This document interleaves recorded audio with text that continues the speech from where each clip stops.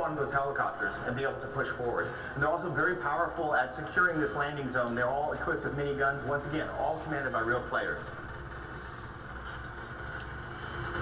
So now that they've managed to secure this forward landing zone, Siege's going to use another one of his command abilities. He tried to call on a UAV earlier, but now he's going to use an airstrike. He's going to call on a cluster bomb to clear the enemy off this wall and secure the point so his team can push forward and hit the heart of this facility.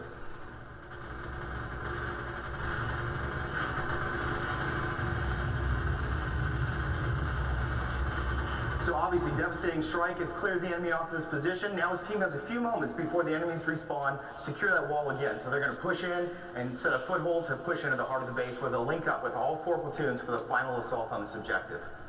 Now I do hope you're all who are taking notes because we're going to have this game running live on the show floor for the next 3 days with full 256 players. Come down there, pick up a control, and join the battle. I look forward to it. Thank you so much.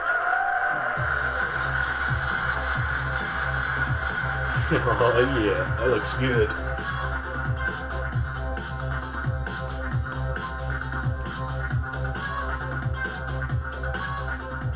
Thanks, Andy. I know we're looking forward to MAG making its debut on PlayStation 3 this fall.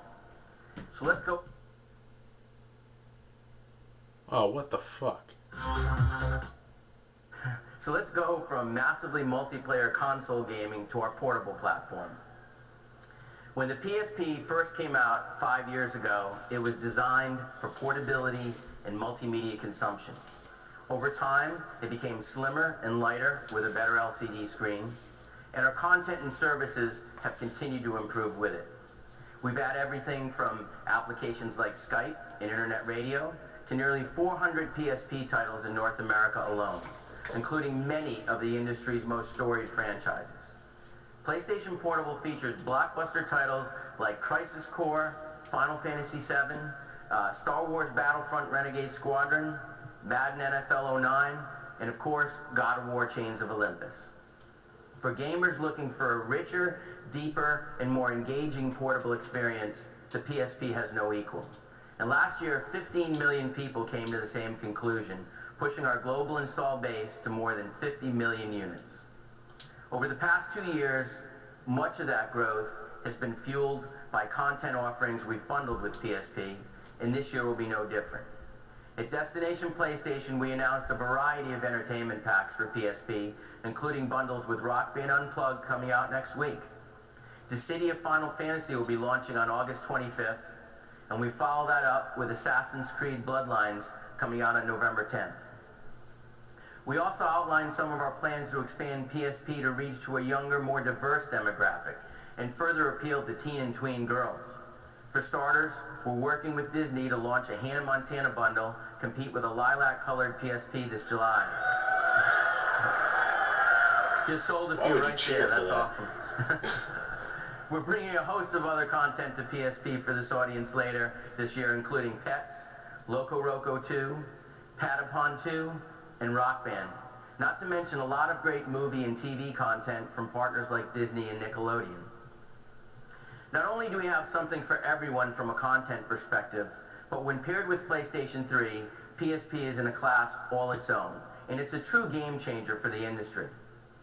To tell you more about this vision, I'd like to introduce the president of Sony's Network Products and Services Group and the president and CEO of Sony Computer Entertainment, Kaz Hirai.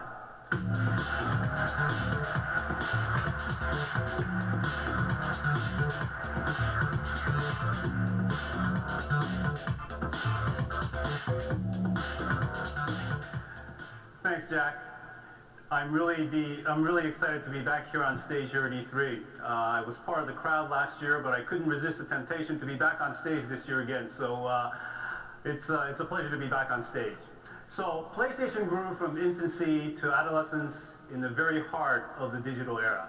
And PlayStation's evolution has tracked precisely with, and obviously in many cases, helped lead the increasing comfort consumers have with digital technology. And 2 years ago, we sought to understand more about how consumers were using that digital technology.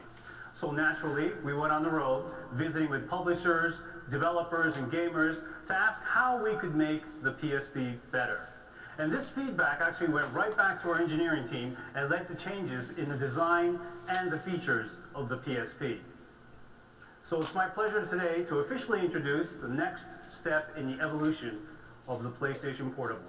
For those who live a more digital lifestyle, who are downloading content across the network, who no longer need or desire tangible media like UMDs, CDs, or DVDs in their homes or backpacks or in their briefcases. And I have it right here in my pocket. Here it is.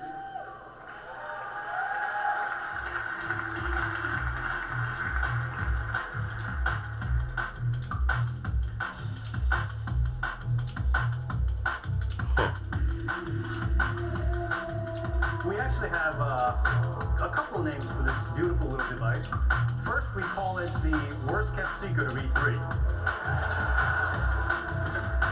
And we call it PSP Go. PSP Go represents a new evolution of PSP, specifically designed for the digital lifestyle. And let me be very clear, the PSP Go will not replace the PSP 3000 or the UMD. And we will continue to support and market the PSP 3000 alongside the PSP Go. For users of digital content, it represents an object of desire as well as an object of functionality. It's got a great screen, the same great operating system, integrated Wi-Fi, and plays the same terrific games. But its size is really built for the digital consumer.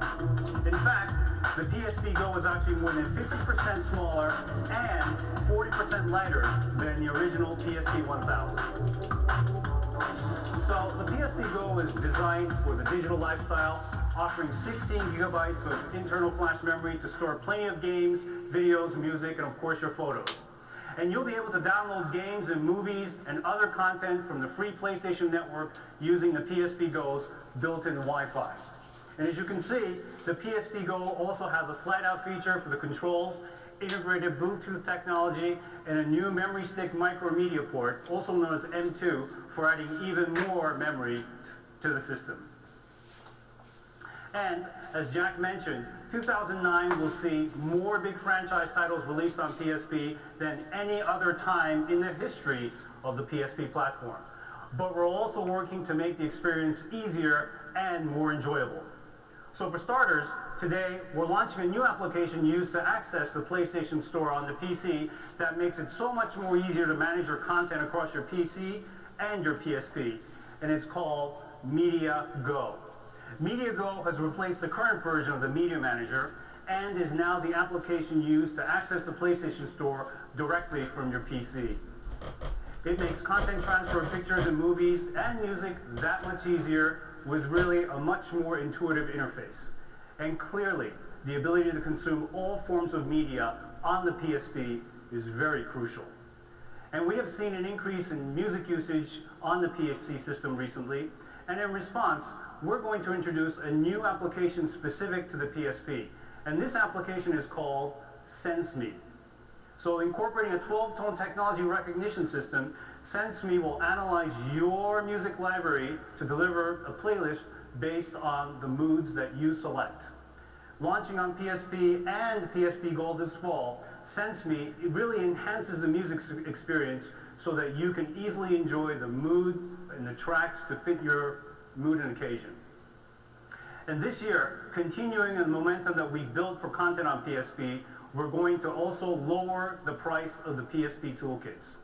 Specifically, as part of a longer-term program, it will be an 80% reduction in the cost of the tools, allowing more developers as well as individuals to put even more great content on the PSP. What all of these things I'm talking about today have in common is this. They're all designed to bring new content to PSP from games, videos, and music, and make it a whole lot easier to connect directly wherever you go. And most importantly, all PSP titles moving forward will be digitally distributed via the PlayStation Store and at retail via UMD as well. Now, we know that all PSPs on the market are able to connect and store downloaded content, and we also know that many existing PSP owners still want to buy a physical product. So whether your device of choice is a PSP 3000 or the PSP Go, all of the services and features and functionality are there in every device. And we're constantly looking to strengthen the experience and provide the best content that is available. So ultimately, the PSP Go is one more proof point that PlayStation offers the future of entertainment technologies. The PSP Go will be available in stores in North America and in Europe at the same price point that we launched the original PSP. What does that mean? It'll be $249 and 249 euros and available on October 1st in North America and in Europe. And for 26,800 yen on November 1st in Japan. So with PSP Go living side by side with the PSP 3000 at $169, there's a great choice for everyone looking for entertainment on the go.